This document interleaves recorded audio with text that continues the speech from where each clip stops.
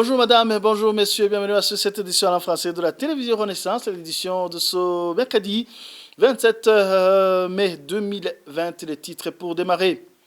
Les Burundais ont fait leur choix à travers les urnes et le leader du CNL, Agathon Rwasa, n'a qu'à se contenter de ce qu'il a eu. C'est un conseil de l'ombudsman burundais, Edouard Nduwimana, au président du CNL.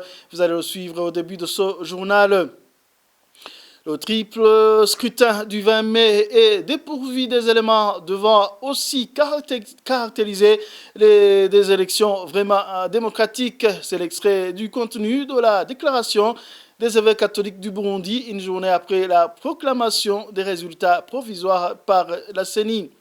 Et le Sénat de Griteka demande à tous ceux qui ont participé aux élections proclamées d'éviter le recours à la violence et rappelle que le rétablissement de l'accord d'Arusha pour la paix et la conciliation au Burundi constitue la seule voie de salut pour le Burundi et son peuple.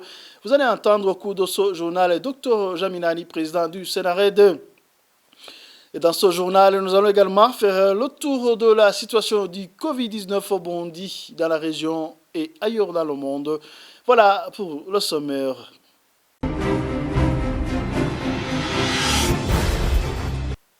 Encore une fois, bienvenue. Les Burundais ont fait leur choix et Agathon Rwasa n'a qu'à se contenter de ce qu'il a eu.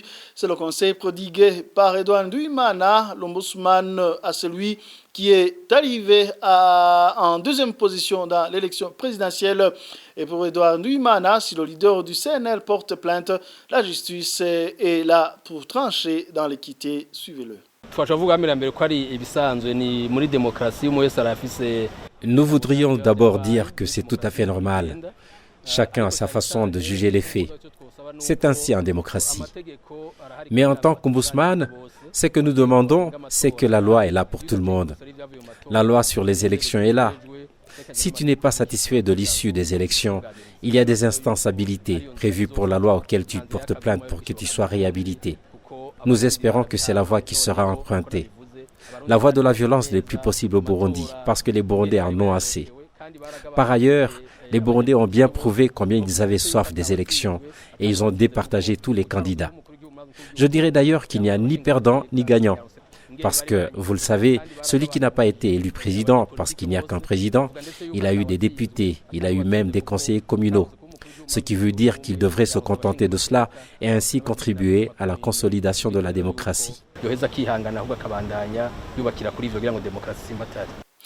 Le ton est totalement différent chez les évêques catholiques. Ils viennent de publier un communiqué qui ne passe pas par 4 chemins. Les prélats estiment que les 3 scrutins se sont caractérisés par tellement d'irrégularités qu'il est légitime de douter de leur transparence et donc de leur crédibilité. Le texte ici a été lu par Monseigneur Joachim Naondereye, président de la conférence épiscopale du Burundi. Nous reconnaissons que les élections se sont passées en général dans le calme. Mais nous déplorons beaucoup d'irrégularités quant à la liberté et à la transparence du processus électoral, ainsi qu'à l'équité dans le traitement des candidats et des électeurs. Tous ces éléments devant aussi caractériser des élections vraiment démocratiques. Entre autres irrégularités, nous déplorons notamment la contrainte exercée sur certains mandataires à signer d'avance les procès-verbaux du dépouillement du contenu des urnes, le bourrage de certaines urnes, le vote à la place des défunts et des réfugiés, les procurations multiples et donc invalides, le fait que dans certains bureaux de vote, il y ait eu des électeurs qui ont voté plus d'une fois, l'exclusion des mandataires et des observateurs des lieux de dépouillement du scrutin, les intimidations et contraintes exercées sur des électeurs par certains administratifs qui les accompagnaient jusque dans les isoloirs, l'intrusion des personnes non autorisées dans les lieux de comptage des voix, le secret du scrutin qui n'était pas garanti partout, la confiscation des accréditations et des téléphones de certains observateurs. Face à toutes ces irrégularités et bien d'autres, nous nous demandons si elles ne portent pas préjudice aux résultats à proclamer. Quoi qu'il en soit, autant nous condamnons toutes les injustices, autant nous refusons tout recours à la voie de la violence. Comme nous l'avons déjà dit antérieurement, au cas où certains se sentiraient lésés dans leurs droits, qui recourent aux instances de justice habilitées pour qu'ils soient rétablis dans leurs droits. Par ailleurs, nous recommandons au pouvoir public de sanctionner tous ceux qui, après le vote, persécutent leurs voisins ou de décourager ceux qui seraient tentés de les tourmenter pour avoir manifesté des tendances politiques différentes des leurs. À partir du moment où la loi avait autorisé à plusieurs candidats de battre campagne, chaque citoyen avait le droit de manifester sa préférence pour le candidat de son choix. Nous terminons par un appel à toute la population à mettre sa confiance dans le Seigneur qui reste le seul maître de l'histoire et à garder le calme. Sachez que l'Église catholique avait déployé plus de 2700 observateurs dans les élections. Ils ont sillonné toutes les communes du pays. Et le sénateur de Guiliteka a fait savoir que le processus électoral a été émaillé de nombreuses irrégularités, ce qui a conduit le pays à des élections non crédibles. Lecture du président du Sénarède. Malgré cela, Dr Jaminani demande à tous ceux qui ont participé aux élections proclamées d'éviter le recours à la violence. Minani rappelle ici que le rétablissement de l'accord d'Arusha pour la paix et la réconciliation au Burundi constitue la seule voie de salut pour le Burundi et son peuple. Suivez-le.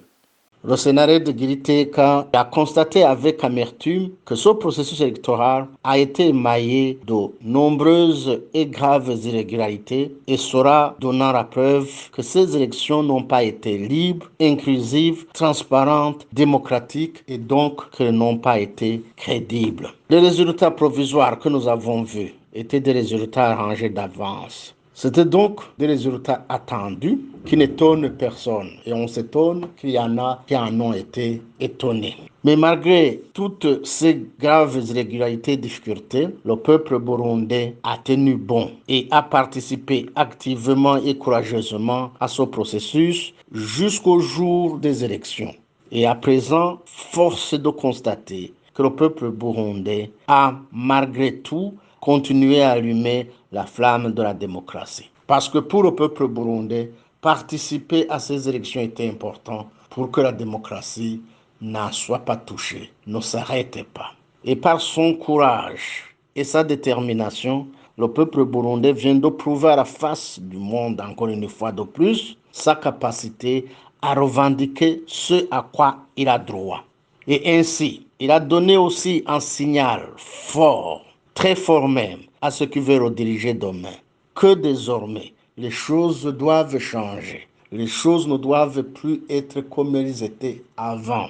Le Sénarède de Giriteka demande à tous ceux qui ont participé à ces élections, ceux qui ont été proclamés vaincus ou vainqueurs, d'éviter le recours à la violence.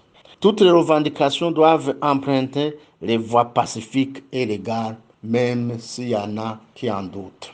Le Sénarède de Giriteka réaffirme que seul le rétablissement de l'accord d'Arusha pour la paix et la réconciliation au Burundi, la bonne gouvernance et l'état de droit constituent la seule voie de salut pour le Burundi et son peuple. Ce sera regrettable s'il advenait que la CENI a cédé à la pression du pouvoir pour tricher avec la vérité des urnes. Les propos sont du président du mouvement républicain pour la renaissance de la nation Morena. Pour Maître Isidore Fikiri, d'emblée, ces résultats caractérisés par des irrégularités dénoncées par nombre d'observateurs devraient être annulés. Suivez-le. En principe, la Commission fait face à une énorme responsabilité politique et morale parce qu'elle porte sur sa tête la charge de la vie, de la sécurité, de la tranquillité et de toutes les chances de développement de tout un pays, de tout un peuple.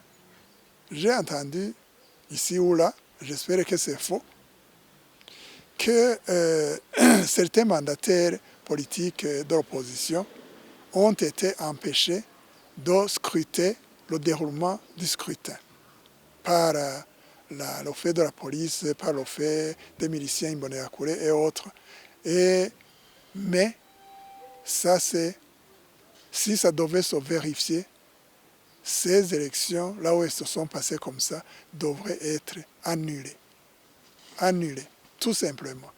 Et qu'on comptabilise les élections qui se sont déroulées dans les conditions légales.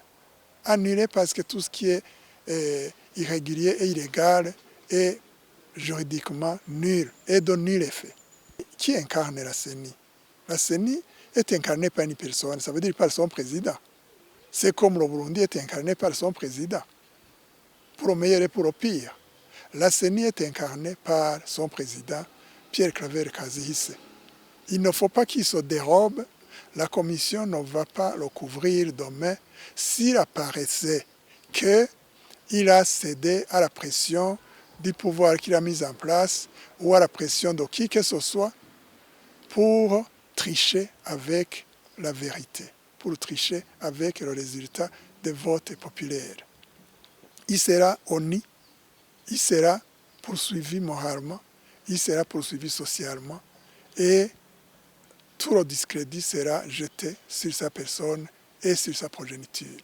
Et je dirais la même chose du président de la Cour constitutionnelle le jour où des doléances viendraient atterrir devant sa Cour.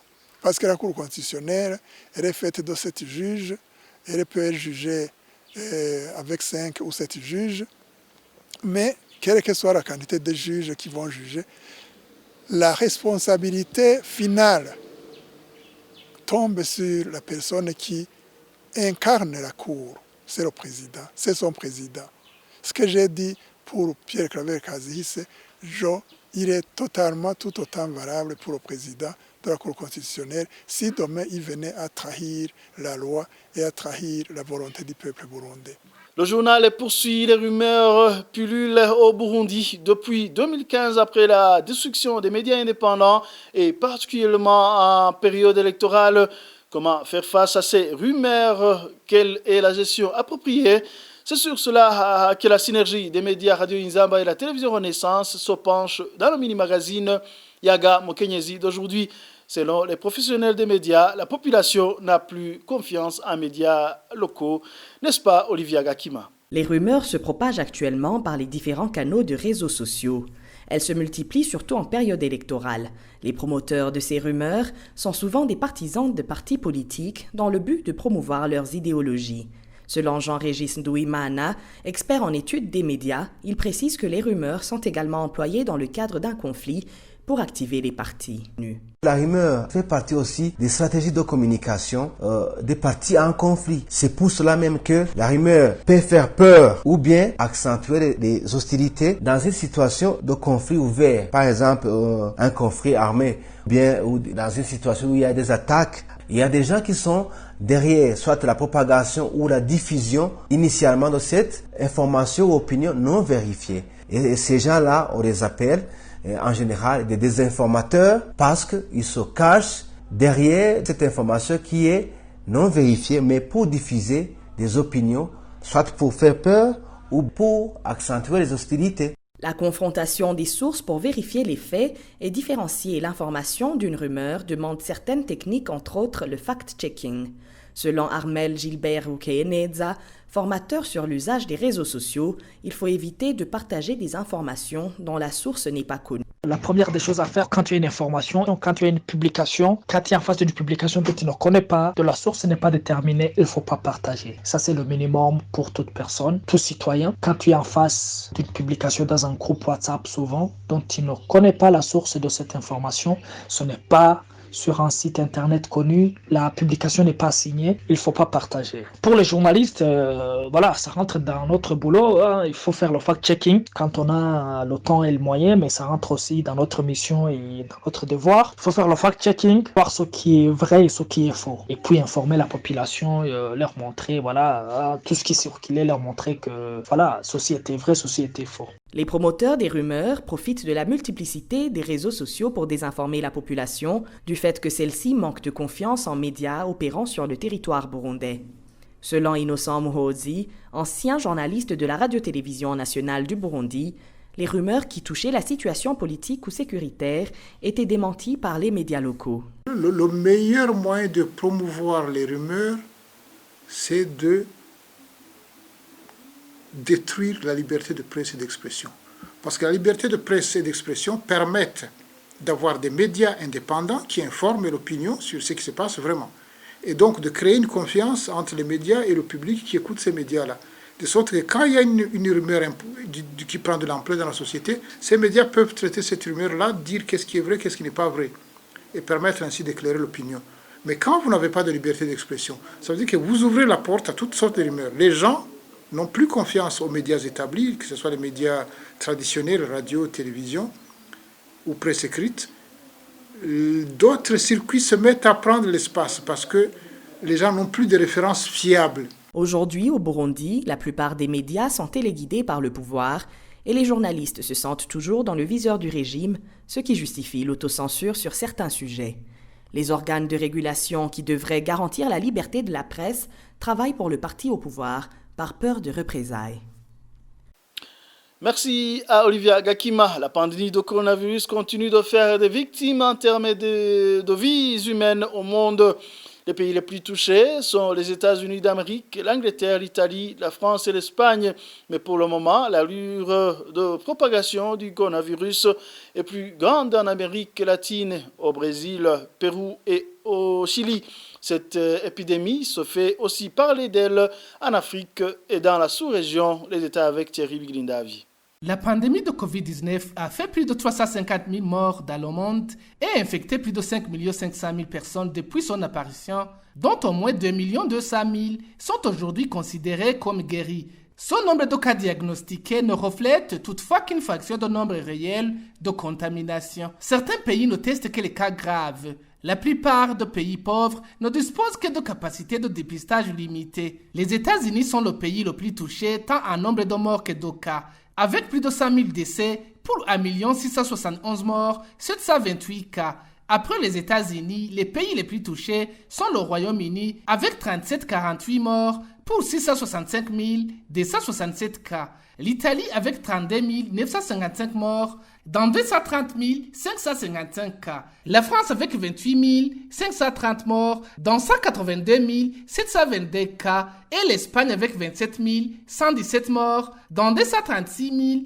259 cas. Par ailleurs, la propagation du coronavirus s'accélère au Brésil, au Pérou et en Chili, a prévenu mardi une agence régionale de l'Organisation mondiale de la santé, appelant ces pays à ne pas relâcher les mesures destinées à ralentir les contaminations. Le nombre de nouveaux cas enregistrés la semaine dernière au Brésil est le plus haut sur une période de 7 jours depuis le début de la pandémie, a déclaré Carissa Etienne, directrice de l'Organisation panaméricaine de la santé OPS, basée à Washington. L'Amérique latine et les Caraïbes comptent désormais 774 767 cas officiels de contamination au nouveau coronavirus et plus de 41 600 morts. Sur le continent africain, les cas de Covid-19 déjà confirmés sont 119 500, dont 3 600 morts. En République démocratique du Congo, le cap de 2500 contaminations a été déjà franchi, dont 67 décès. La situation épidémiologique est de 1348 cas, dont 52 décès au Kenya.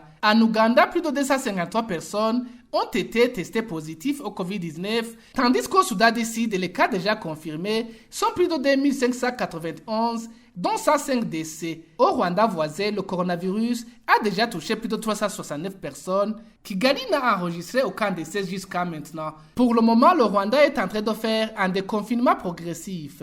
La Tanzanie a officiellement recensé 480 cas de nouveau coronavirus, dont 16 morts. Un bilan qui date du 29 avril et qui n'a pas été actualisé jusqu'à aujourd'hui. Le chef de l'État, John Paul Magufuli, dont son gouvernement est critiqué pour son manque de transparence dans la gestion de l'épidémie de Covid-19, a assuré dimanche que le nombre de personnes infectées avait drastiquement diminué dans le pays grâce aux prières de Tanzaniens. Au Burundi, le ministère de la Santé a déjà confirmé 42 personnes porteuses de Covid-19, dont une déjà morte.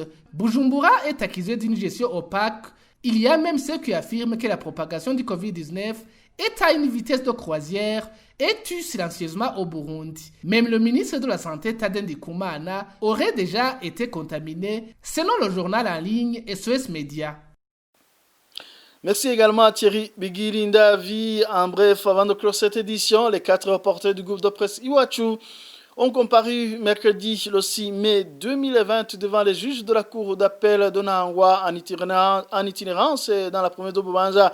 Le procès a été mis en délibéré. Le verdict sera prononcé dans 9 jours exactement. Ils sont au 219e jour d'incarcération. Ils ont été condamnés le 30 janvier de 2 ans et demi de prison et d'une amende d'un million chacun par le tribunal de grande instance à Bubanza. Ils sont rendus en commune de Musigati pour un reportage sur les affrontements qui opposaient des rebelles et les forces de l'ordre. Christine Kamikazi, Agnès Ndirubusa, Terence Moses et Gilles Rimana sont accusés de tentative d'atteinte à la sécurité intérieure de l'État. Et voilà, c'est ce qui prend fait cette édition. Merci pour votre attention. À la prochaine.